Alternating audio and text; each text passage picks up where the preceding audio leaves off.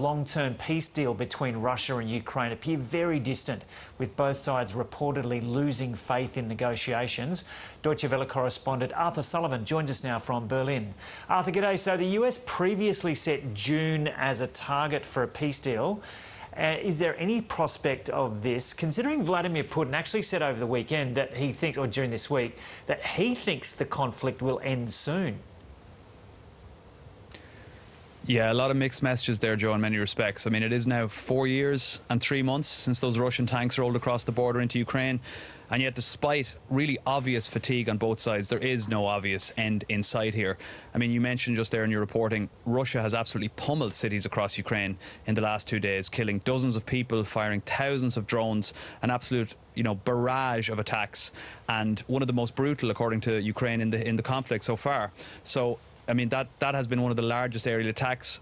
Volodymyr Zelensky, the Ukrainian president, said in response, quote, "These are definitely not the actions of those who believe the war is coming to an end." And that was a bitter rebuke to those remarks from Vladimir Putin, which you referenced.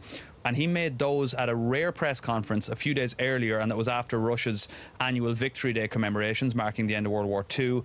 At that event, Putin said, "I think things are coming to an end." But at the same time, he also was reiterating his demands for the conflict. He spoke about the, quote, "final defeat of the enemy."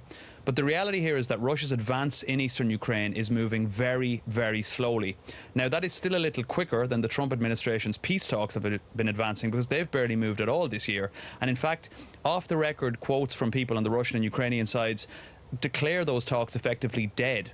And it's clear that Ukraine and Russia are both losing faith in those US efforts. They haven't said it publicly, but what we can say clearly, Joe, is that there will be no June breakthrough, there will be no July breakthrough. In fact, things appear as entrenched as ever in this conflict.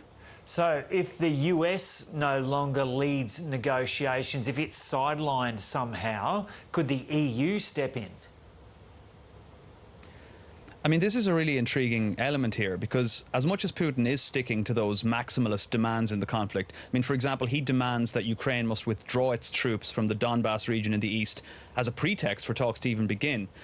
Despite that, there's no doubt that this war is becoming a bigger and bigger problem for him, domestically, economically. Russia's economy has battled 4 years of sanctions. There's a lot of fatigue, both on the battlefield and also at home in Russia with the conflict. But he has also retained perhaps his most bitter remarks in the last few years for the EU over how they've approached this conflict.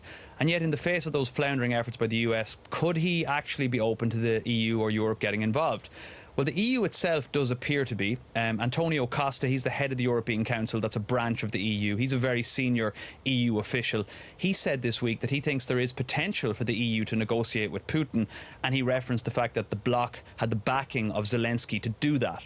And that's important for the EU. They've long said that if there are peace talks, Ukraine have to be involved, or at least have to back them. But the EU are becoming more and more worried that these US talks will collapse very soon, and that could lead to more chaos and an escalation in the conflict. But underpinning all this, Joe, is a deep caution and worry on the part of the EU, because they really don't know how seriously Russia would ever approach such talks, even if they said they would, and whether Putin himself would even be willing to talk to the EU officially. But Vladimir Putin has even suggested his own preference for a European negotiator, former German Chancellor and his personal friend Gerhard Schröder. What was the reaction in Germany to that? Yeah, this whole story is really a bit of a curiosity. I mean, in a sense, the suggestion of Gerhard Schröder sort of confirms German and EU suspicions about Putin's true intentions. So Schröder was the German Chancellor for 7 years, from 1998 to 2005. And in that time, obviously, relations were very different between Germany and Russia. He cultivated close ties with Putin.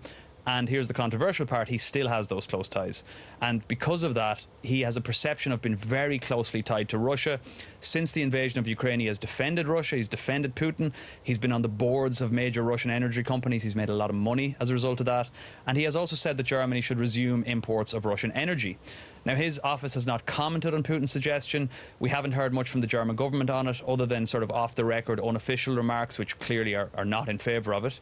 However, we did see something yesterday, Joe. The German Chancellor, Friedrich Merz, was speaking at an event, and he appeared to dismiss the idea out of hand. He didn't name Schröder, he didn't name Putin, but he said, quote, "We Europeans decide for ourselves who speak on our behalf, no one else." So that was a clear nod to the fact that they don't want Schröder anywhere near these talks.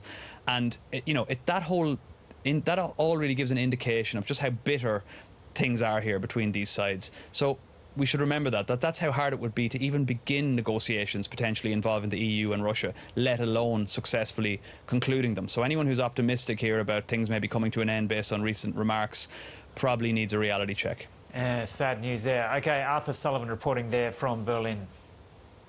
Heading to the UK now, where the political turmoil surrounding Prime Minister Keir Starmer continues, but there's still no leadership challenger. It's been a day of backroom deals as three would-be challengers make moves towards a contest. Here's Europe correspondent Catherine Diss